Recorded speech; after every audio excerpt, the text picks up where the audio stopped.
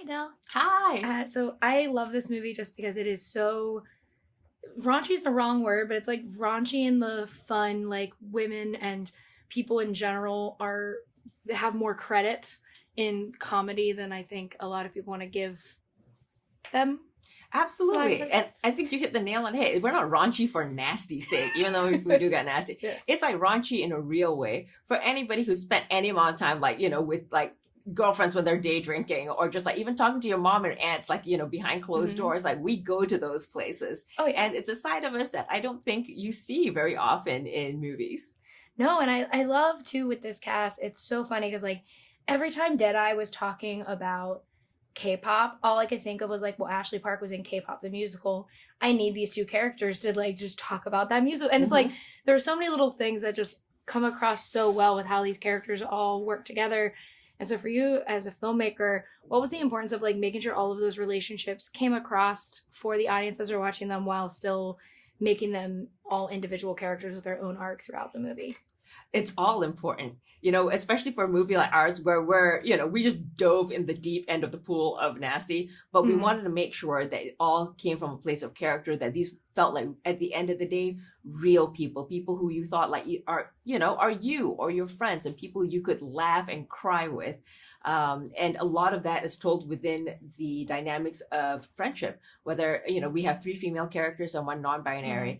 And anyone who's been in dynamics like that in real life, like these are, they're intense relationships that run the gamut of like having the best time ever and being the worst enemies and, and everything in between. And we absolutely wanted people to feel that because that's what it was inspired from, these characters and these stories. And that's what we want people to come away feeling, these are the relationships in our lives that's going to make us feel like we're home. Yeah, and it's so cool kind of to see, like you said, it's 3 women and a non-binary character, and it's so cool to see these characters as people that you would know in real life and less of kind of like the caricatures that I feel like, especially with movies like this where it is predominantly not male casts, tend to be.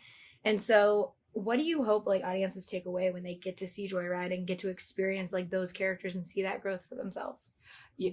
I hope that they realize, like, that they see themselves in each one of those characters. I have been one of those characters at some point in my life, like the try hard good girl who feels like she has to prove something, the person who, is a little bit unhinged and, can be kind of like childlike and things of like, no consequences.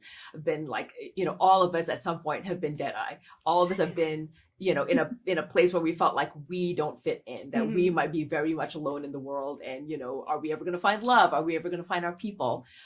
So what I hope people come away with feeling is just like, they see themselves in those stories and that, and that they have stories to tell too.